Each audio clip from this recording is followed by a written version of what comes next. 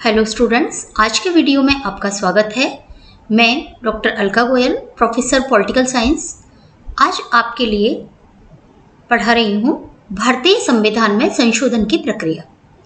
Students, पिछली videos में मैंने भारतीय संविधान के निर्माण से लेकर के अन्य आवश्यक बातों को शामिल करते हुए संविधान की जो संघात्मक व्यवस्था है उसके बारे में विस्तार से आपको कई वीडियोस में बताया।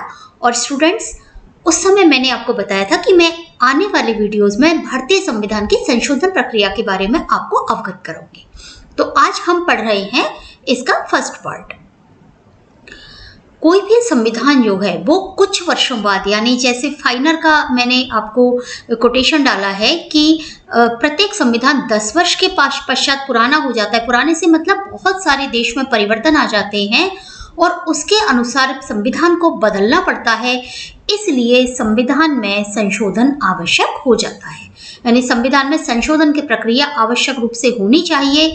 संविधान में संशोधन प्रक्रिया यदि संविधान के निर्माण के समय नहीं है तो बाद में उसको आरोपित किया जा सकता है, जिससे कि संविधान को नित्य नवीन बनाया जा सके। तो स्टूडेंट, भारत के संविधान में संशोधन की क्या प्रक्रिया है, कौन कौन से संशोधन हमारे यहाँ विशेष संशोधन हुए हैं, ये सब भी हम इसी श्रृंखला में आने वाले वीडियोस में पढ़ेंगे। जो इस भारतीय संविधान में संशोधन प्रक्रिया है, इसका थर्ड वीडियो जो है वो मैंने मुख्य संशोधन के बारे में आपके लिए मैं बना रही हूँ। तो हम प्रारंभ करते हैं भारत में संविधान की संशोधन की प्रक्रिया। स्टूडेंट, हमारे यहाँ पर संघात्मक व्यवस्था को अपनाया गया है और संघात्मक व्यवस्था जो है उसमें संघ और राज्य दोनों में ही संशोधन की आवश्यकता पड़ती है।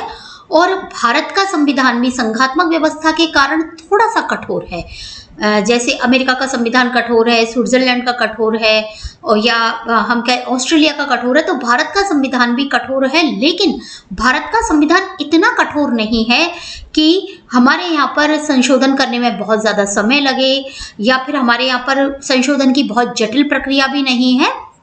हमारे यहाँ जो संशोधन की प्रक्रिया रखी है स्टूडेंट, वो थोड़ी बीच की हम कह सकते हैं कि मतलब जो संशोधन की प्रक्रिया है, जैसे आगे हम पढ़ेंगे, 3 प्रकार की है। कुछ संशोधन हमारे यहाँ पर सामान्य तरीके से संशोधित हो जाते हैं, जिसमें सामान्य बहुमत की आवश्यकता पड़ती है। कुछ संशोधन संसद के दोनों सदनों के सदस्यों के द्वारा एक विशेष प्रक्रिया के द्वारा संशोधित हो सकते हैं, और कुछ संशोधन जो है वो राज्य विधानमंडलों की स्वीकृति के बाद संशोधित होते हैं। तो हमारे यहाँ पर जो प्रक्रिया है वो आवश्यकता के अनुसार अलग अलग रखी है। यानी जिन प्रावधानों को बदलने के लिए केवल केंद्र के सामान्य बहुमत की जरूरत है, वहां पर उस तरह की व्यवस्था रखी है, और जो अति महत्वपूर्ण जो प्रावधान है उनके लिए राज्यों की सहमति आवश्यक रखी है। तो हमारे यहाँ पर जो प्रक्रिया है वो ब्रिटेन का, जो ग्रेट ब्रिटेन की एकदम जो लचीली प्रक्रिया है उसका भी उसमें समावेश किया है, और अमेरिका की जो कठोर प्रक्रिया है उसका भी समावेश किया है। तो हमारा जो संविधान की संशोधन प्रक्रिया है वो लचीलेपन और कठोरता का मिश्रण है। तो ये मिश्रण किस प्रकार से है, ये हम संशोधन प्रक्रिया में पढ़ते हैं। तो भारत में जो संशोधन प्रक्रिया है वह किस में दे रखी है, संविधान के भाग 20 में दे रखी है, और उसमें एक अनुच्छेद है, अनुच्छेद 368। ये आपको विशेष रूप से ध्यान रखना है। संविधान के जो हमारे 22 भाग हैं और उनके प्रत्येक अनुच्छेद, प्रत्येक अनुसूची के बारे में मैं अपने पहले वीडियोस में आपको बता चुकी हूँ, और आशा है आपने वो देखा होगा। नहीं देखा है तो आप जरूर देखिए, क्योंकि संविधान की किसी भी जो एग्जाम है, किसी भी प्रतियोगी परीक्षा के लिए भारतीय संविधान को जानना बहुत आवश्यक है। उसकी प्रत्येक धारा को जानना आवश्यक है, उसके प्रत्येक भाग को जानना आवश्यक है, उसकी प्रत्येक अनुसूची को जानना आवश्यक है, और अनुसूचियों में जो आगे संशोधन हुए हैं उनको जानना भी आवश्यक है। तो ये जो हमारी संशोधन प्रक्रिया है वो है अनुच्छेद 368 के अंतर्गत, और इस शक्ति का इस्तेमाल संसद बिना बुनियादी ढांचे में को बदले कर सकती है।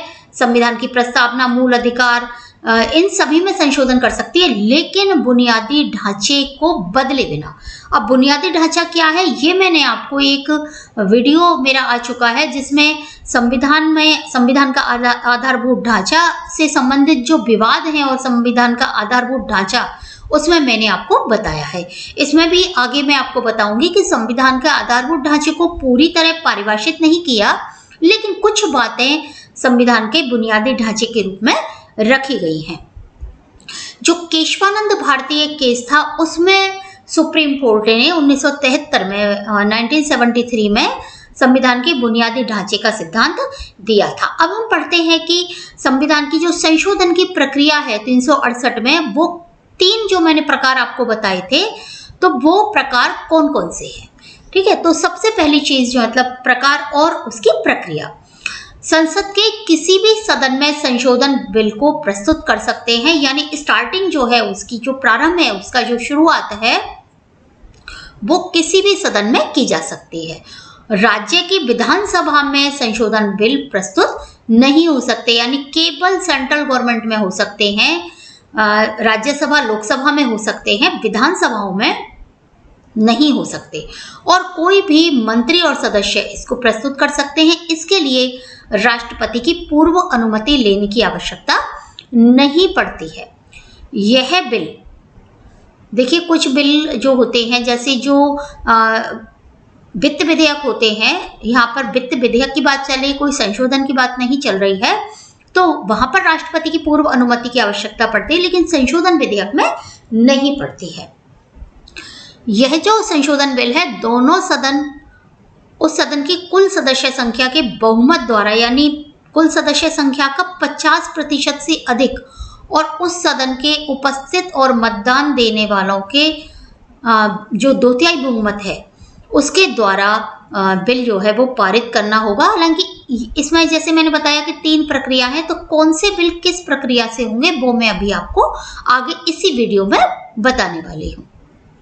इसके अलावा प्रत्येक सदन को अलग अलग विधेयक पारित करना होगा, यानी ये नहीं कि एक सदन ने कर दिया और दूसरा सदन नहीं कर रहा है, तो प्रत्येक सदन को अलग अलग, राज्यसभा को पहले अलग पूरी प्रक्रिया से निकलना होगा और लोकसभा को अलग प्रक्रिया से निकलना होगा। और यदि दोनों सदनों में असहमति हो जाती है, यानी कोई असहमति दोनों सदनों में हो जाती है, तो ऐसी स्थिति में जो बिल है ना, वो लैप्स हो जाता है। यानी वो बिल, संशोधन विधेयक कैसे होता है, पहले तो वह किसी भी सदन में प्रस्तुत हो सकता है। यदि साधारण विधेयक है, यानी सबसे पहली प्रक्रिया से विधेयक पास हो रहा है, तो दोनों सदनों के साधारण बहुमत से पास होने के बाद वह राष्ट्रपति के पास चला जाता है। इसके साथ ही यदि थोड़ा सा जटिल प्रक्रिया में से मतलब बहुत थोड़ा सा महत्वपूर्ण विधेयक है, तो दोनों सदनों के उपस्थित और मतदान करने वाले सदस्यों के बहुमत से पास होता है।